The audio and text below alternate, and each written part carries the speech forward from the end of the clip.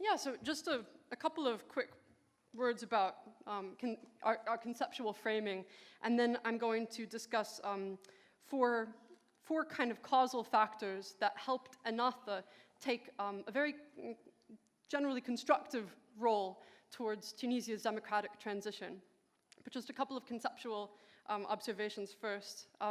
Like some of the speakers before me have noted, Islamism is a really tricky word, Islamism, political Islam, and it confuses a lot more than it clarifies, and I kind of wish we just didn't use it. It's a reminder that conversations about Islam-inspired political parties or movements are generally framed within Western governments, policymaking institutions, and academic institutions. And in the West, sadly, there's a lot of Islamophobia, and we tend to look at actors that are politically inspired by Islam through a very generalizing lens. You know, in my home country, the United States, we have a lot of Christianists. We have Christianity-inspired political actors. And whenever I compare some of the policies of Republicans in the United States, the Republican Party right now, to some of the policies of Ennahda, in fact, I see that, you know, the Republican Party in my country sometimes is more Christianist than Ennahda is Islamist in some ways, in terms of how it's using its political power to, try to further, the public imposition of religiosity. So these are problematic terms. We tend to juxtapose Islamists against secularists, and as a lot of people, in this room have kind of suggested, oftentimes the word secularist doesn't really fit trends in the region either. A lot of countries in the Middle East and North Africa, they have histories of single-party states that fused religious control with dictatorship, so that a dictatorship would control religion top-down. And in fact, it was the quote-unquote Islamist parties who, in many cases, were advocating for a more democratic approach to the grassroots, ground-up expression of religiosity. So, calling Islamists and secularists is, it's a big problem. In Tunisia, of course, Westerners use the word Islamist to describe everyone from Salafi jihadists to Ennahda, and the misunderstanding between these groups is, very indicative of the extent to which these terms really don't work. The young Salafi jihadis were kind of part of a generational revolt sweeping the region and had very little time for Ennahda. They didn't like Ennahda's bishweya approach. They wanted, radical change. Similarly, here in Turkey, Turkish jihadists have very little time for the AKP's approach, for AK Parti's approach to power. So lumping all these groups under the same label, you always have to do a lot of work to explain your terms and explain why these terms don't work. It's almost easier just not to use these terms and call, if you're talking about the Ikhwan and Ikhwan-inspired parties, maybe just use that word instead. I wrote my PhD on why Ennahda was able to take a more constructive role towards Tunisia's democratic transition than basically, any other Islamist party, arguably that we've seen that attempted to take a constructive role in a democratic transition. And just quickly, I identified four major factors. The first major factor is internal pluralism. Ennahda has a pretty stunning level of internal pluralism when you compare it either to other parties in Tunisia. This is before and after the revolution. So-called secular parties in Tunisia, and when you compare it to other Ikhwan or Ikhwan-inspired parties in the Middle East and North Africa. They have never divided women into a separate, segregated movement. Women have been part and parcel of Ennahda since its early founding in 1979 and 1981. They have been part of the leadership structures of the movement. There have been elections that sometimes are even competitive for the presidency of Ennahda, internal elections that are quite competitive. Debate has really been prioritized in the movement, debate and dissension. Whereas in the Ikhwan in Egypt, yes, you have a shura council that votes, but at the end of the day, it's often been the leader of the movement that makes certain decisions, and debate has kind of been looked down upon as something that divides the movement rather than makes it stronger.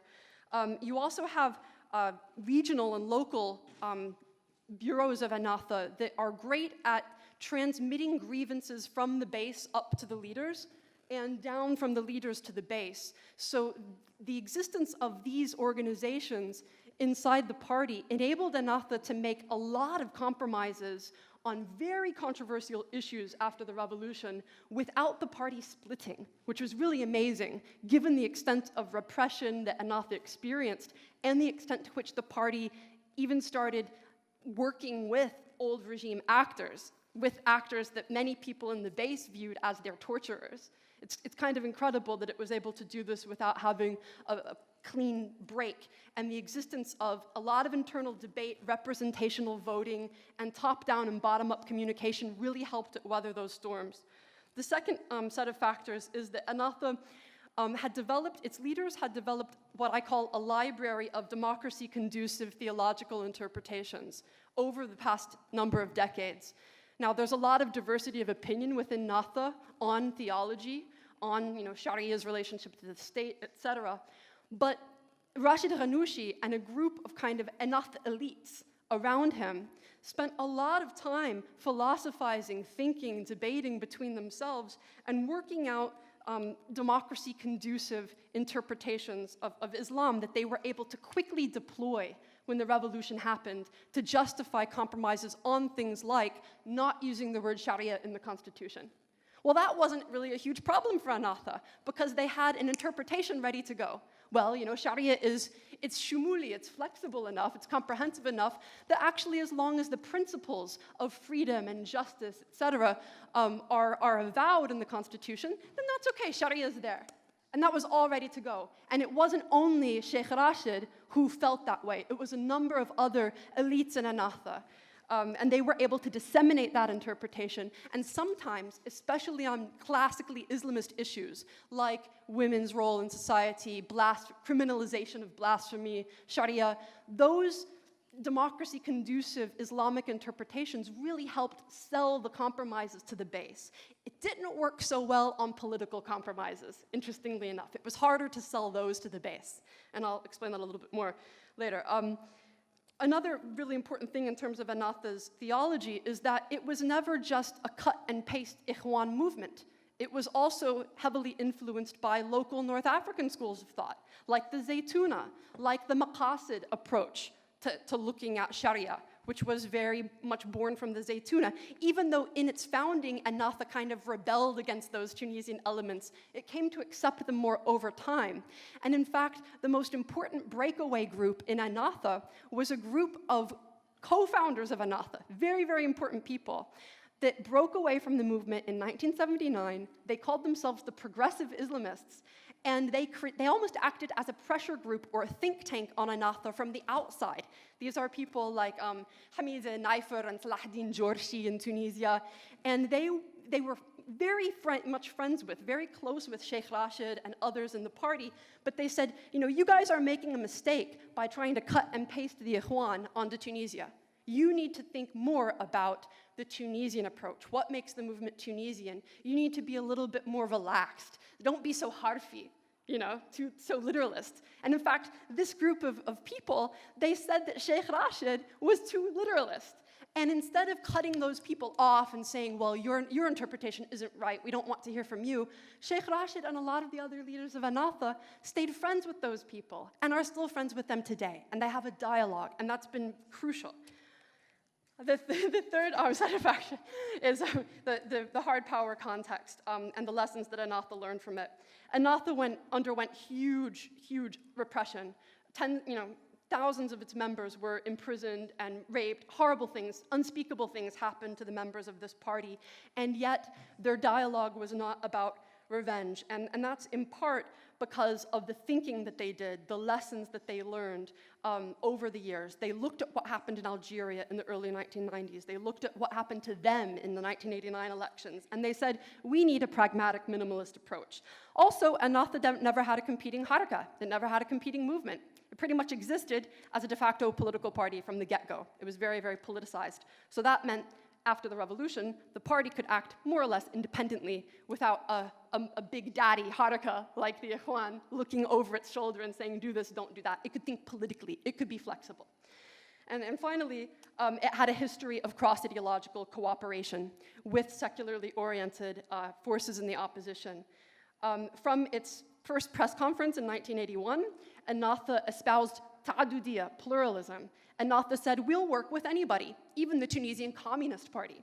And the Ikhwan from Egypt said, what on earth are you doing? You're sitting down with communists? You can't work with godless communists.